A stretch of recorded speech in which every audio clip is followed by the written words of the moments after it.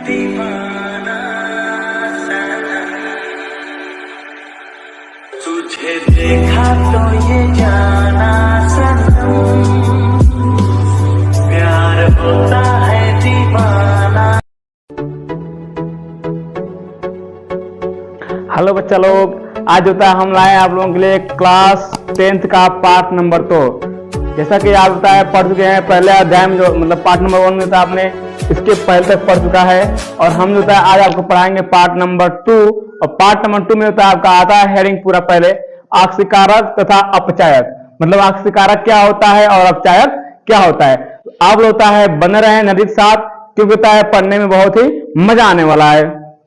तो आप देख पा रहे हैं कि आक्सीकारक का क्या दिया गया है, अपचायक। तो दिया गया है कि वह पदार्थ जो अभिक्रिया में इलेक्ट्रॉन ग्रहण करता है, मतलब कि वह पदार्थ जो अभिक्रिया में करता है इलेक्ट्रॉन ग्रहण करता है, उसे बोलते हैं हम लोग क्या चीज, ऑक्सीकारक। क्या बोलते हैं, ऑक्सीकारक। मतलब वह पदार्थ जो अभिक्रिया में इलेक्ट्रॉन ग्रहण करता है उसे हम लोग बोलते हैं क्या चीज, ऑक्सीकारक।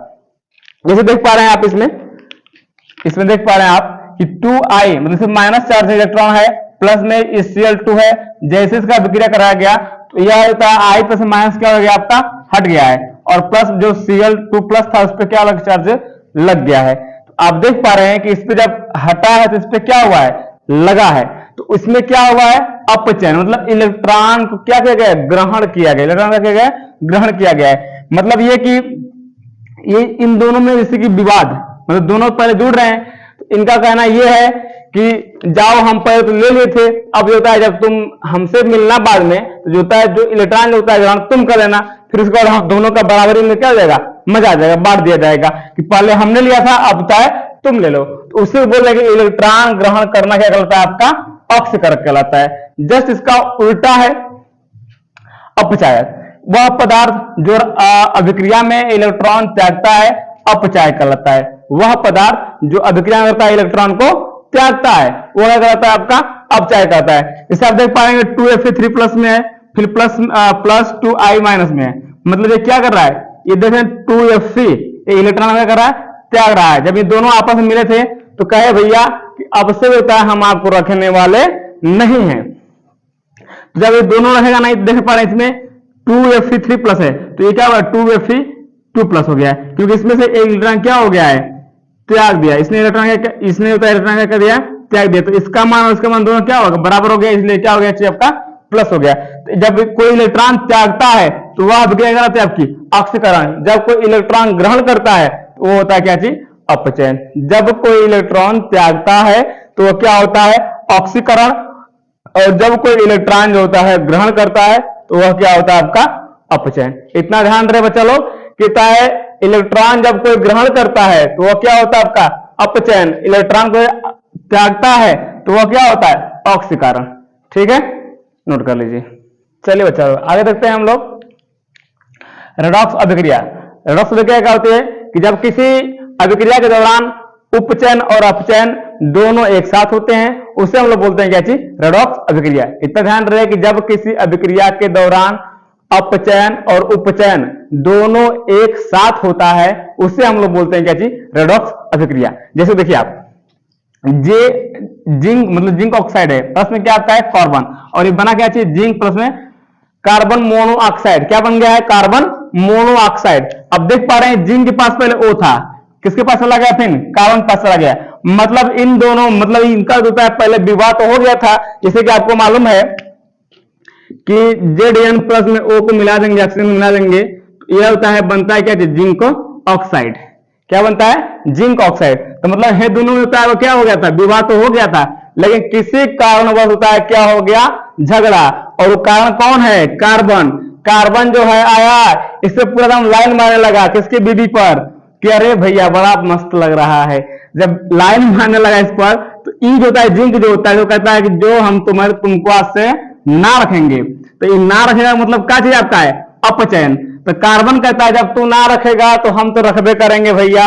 जब वो रखेगा यानी कार्बन क्या जुड़ गया, आपका O जुड़ गया, तो उसको बोलते हैं क्या चीज, उपचयन। मतलब ये कि ऑक्सीजन का निकलना क्या हो गया, आपका अपचयन, और ऑक्सीजन का जुड़ना क्या हो गया, आपका उपचयन। इतना ध्यान रहे कि इन दोनों में तो जब झगड़ा हुआ तो कौन रखा, कार्बन, तो O किसके पास चला गया? कार्बन के पास। तो E बन गया क्या चीज? Carbon monoxide. क्या बन गया? Carbon monoxide. Carbon monoxide. ये कहा भी जब तू ना रखेगा तो हम तो रखबे करेंगे, कहा कि हम उतार सफा में क्या किए हैं? प्यार किए हैं। जब प्यार किए तो ये छोड़ेगा तो इसको है रख ही लेगा। इसलिए होता है जिंक ने O को छोड़ दिया तो कौन रख लिया इसको? कार्बन जो है रख लिया। जब जिंक ने O को छोड़ा तो वह विक्रिया कौन सी हुई आपकी? अपचयन। कौन सी हुई आपकी विक्रिया? अपचयन। और जैसे होता है कार्बन ने O को रख लिया वापस, वो कौन सा हो गया आपका? उपचयन। सेम उसी प्रकार होता है, आप देख रहे हैं कॉपर ऑक्साइड है। क्या है? Copper oxide. कॉपर और ऑक्सीजन में दोनों में बहुत ही ज्यादा प्यार है, बहुत ज्यादा लगाव है, इसलिए दोनों आपस में क्या हो गए? जुड़े हुए हैं। लेकिन जैसे होता है H2 आता है, H2 जैसे ही आता है एंट्री मारता है, यानी कि इसकी हीरो की एंट्री होती है, तो जो हीरोइन होती है उसको भी देखकर क्या होता है? दिल में आह होती है कि तुझे देखा तो ये जाना सनम, प्यार होता है दीवाना सनम।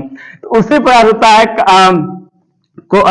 क्या बोलते हैं? कॉपर होता है, कॉपर ऑक्साइड होता है।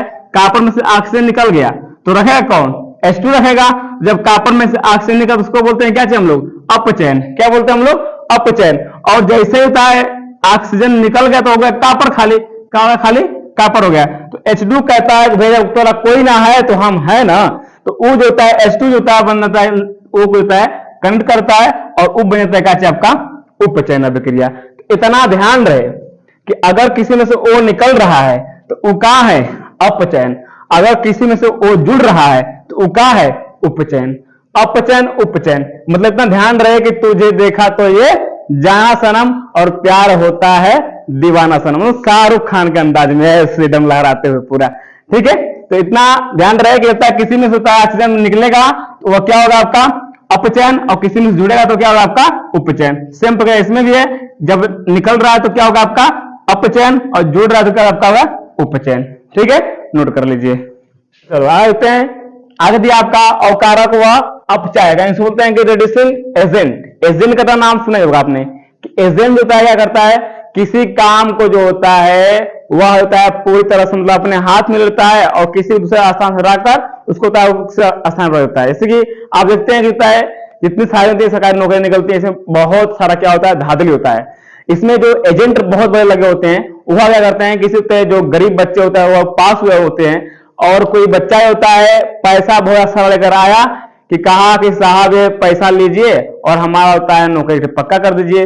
तो वो क्या करेगा कि जो बच्चा कमजोर होता है, नहीं दे पाता, एग्जाम निकाल दिया है, तो उसके स्थान पे जो होता है उसको होता है हटाकर उसको रख दिया जाता है।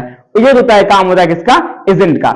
इसमें भी वही काम दिया गया है कि वह पदार्थ जो ऑक्सीजन को हटाने के लिए उत्तरदायी होता है, क्या होता है आपका? अवकारक। तो इतना ध्यान रहे कि वह पदार्थ जो ऑक्सीजन को हटाने के लिए उत्तरदायी होता है उसे हम लोग बोलते हैं क्या चीज? अवकारक। इतना ध्यान रहे कि एजेंट, एजेंट का मतलब ही होता है किसी दूसरे को स्थान दूसरे को रखना। यही बात है, कितना ध्यान रहे कि एजेंट का मतलब क्या होता है? किसी के स्थान पर दूसरे को रखना। तो मतलब है कि वह पदार्थ जो ऑक्सीजन को हटाने के लिए क्या होता है? उत्तरदायी होता है, वह कहलाता है क्या चीज? अवकारक। क्या कहलाता है आपका? अवकारक। अब अगला हेडिंग आपका है संचारण। संचारण, संचारण ये इतना इंपॉर्टेंट है कि यह जो होता है आपका पेपर में प्रत्येक वर्ष पूछता है, एकदम प्रत्येक वर्ष पूछता है और आपको जो होता है 3 नंबर में पक्का करके होता है जाएगा ये चीज। ठीक है, तो एकदम बच्चा लोग ध्यान सुनना इसको कि वह प्रक्रिया जिसमें हवा, जल एवं नमी के संपर्क में आकर धातु की सतह धीरे धीरे ह्रास होने लगता है उसे हम लोग कहते हैं क्या चीज? संचारण। जैसे कि आपने घर में देखा होगा कि आप जो होते हैं लोहे को ऐसे कहीं फेंक देंगे तो कुछ दिन बाद देखेंगे उस पर होता है धीरे धीरे नमी और हवा के संपर्क में जो होता है उस पर धीरे धीरे जंग लगना शुरू हो जाएगा। जब किसी लोहे पर किसी भी धातु पर जंग लग रहा है तो उसे हम लोग बोलते हैं कैसे? संचारण। और धीरे धीरे उसको हमारे से छोड़ देंगे तो वह क्या हो जाएगा?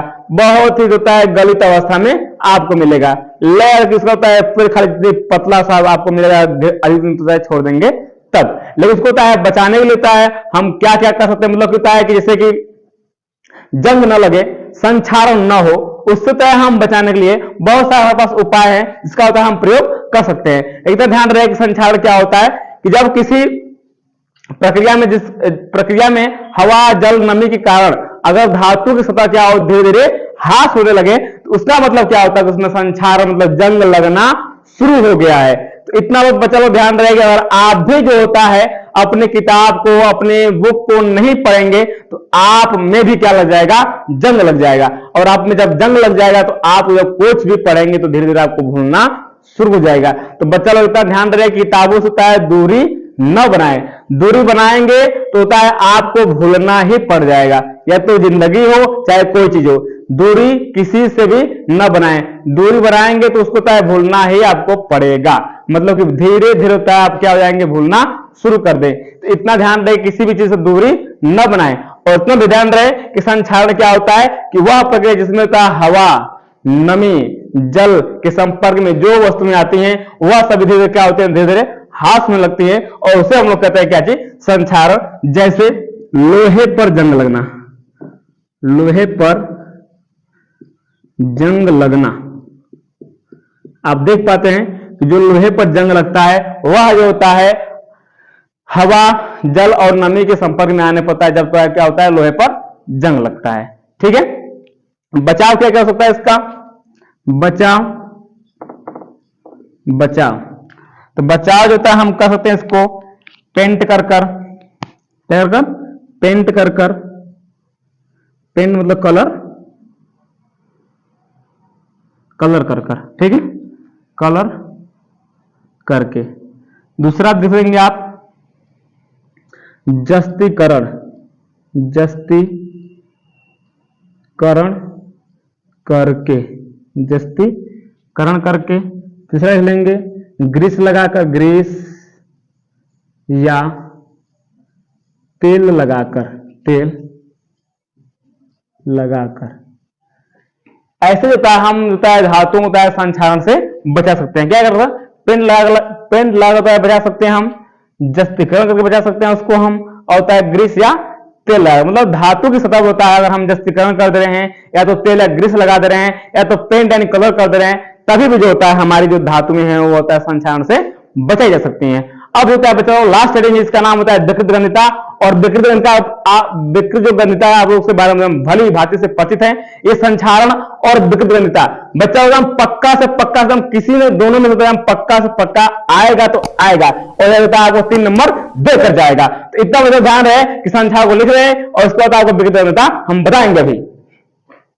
चलो आगे देखते हैं, ये लास्ट टॉपिक हमारा है, इसका नाम है विकृत गंधिता। विकृत गंधिता मतलब होता है कि जो बच्चा लोग जो हमारे भोजन में जो तेल या वसा की मात्रा मिली होती है वह अधिक देर रखने के बाद होता है जो खराब हो जाता है, उसका जो गंध होता है जो बदबूदार हो जाता है, उसे हम लोग कहते हैं क्या चीज, विकृत गंधिता। जिसे लगता है क्या होता है कि हमारे जो आसपास जो घरों में शादियां विवाह होते हैं तो उसमें होता है बहुत सारे खाना मतलब भोजन होता है बहुत सारे क्या होते हैं बच जाते हैं, और जो सुबह होता है हम लोग क्या करते हैं उसको होता है हम धीरे धीरे फेंक देते हैं, चूंकि पैर फेंकना नहीं चाहिए, किसी जागरूक पैर दे देना चाहिए ताकि खा ले वो। अब देख पाते हैं कि जब फेंक देते हैं हम लोग तो अगर उसके जहां फेंके हैं हम लोग अगर वहां से गुजरे तो उसका इतना अच्छा बदला आता है कि आप पूछिए मत। आप सूंघेंगे तो आप लगे बहुत बड़ा अम्र में जा रहे हैं, वाह इससे अच्छा सुगंध होता है कहीं जिंदगी में मिलने वाला नहीं है। मतलब एक होता है वो इतना बदबू होता है कि आप बताओ सूंघने से पहले क्या कर लेंगे, आपको अपनी नाक को मूंद लेंगे। तो मतलब वह जो प्रक्रिया हो रही है वह कहते हैं क्या चीज, विकृत गंधिता। मतलब जो सड़ा मतलब जो भोजन खराब हो चुका है उसमें जो बदबूदार आता है उसे हम लोग कहते हैं क्या चीज, विकृत गंधिता। इसको कैसे कैसे बता सकता है तो देखिए परिभाषा इसका कि भोजन में उपस्थित वसा व तेल का वायुजनित उपचयन जिसमें उसका स्वाद एवं गंध बदलकर बदबूदार हो जाता है। हम भी क्या होता है जो बदबूदार हो जाता है कि भोजन का इस प्रकार से खराब होना, भोजन का इस प्रकार से खराब होना विकृत गंधिता कहलाता है। भोजन का इस प्रकार से खराब होना कहलाता है विकृत गंधिता। इसको कैसे बढ़ा सकता है, इससे कैसे होता है बचाया जा सकता है, बचाव। तो बचाव अंदर है कि वसा या तेल पदार्थों में एंटीऑक्सीडेंट से बचाव किया जा सकता है। वसा और तेल से एंटीऑक्सीडेंट होता है बचाव किया जा सकता है।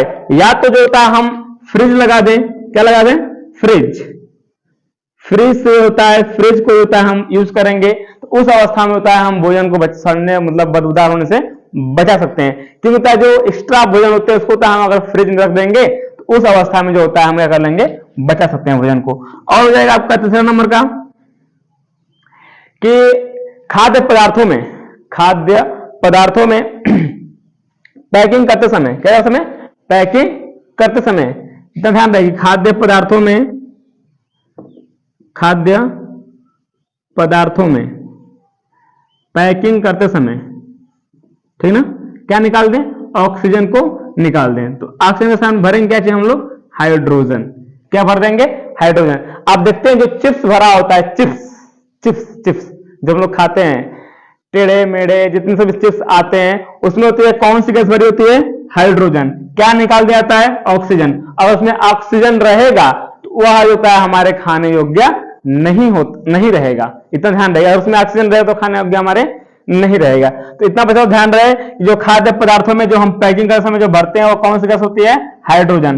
देखते तो उसमें सामान कम होता है और गैस क्या होता है, ज्यादा होता है। तो इस प्रकार से बचा होता है हम विकृत गंजा क्या करते हैं, बचा सकते हैं। तो इतना ध्यान रहे कि जो खराब भोजन है उसको होता है न खाएं और न ही किसी को दें, क्योंकि वह अगर हमारे लिए नुकसानदायक है तो जंतु के लिए भी क्या है, वह नुकसानदायक है। ठीक है बच्चा लोग, आशा करता हूं कि आप लोगों को बहुत बढ़िया से समझ आया होगा। बाकी का वीडियो देखने के लिए हम मिलेंगे आपको अगले अध्याय में। थैंक यू, धन्यवाद।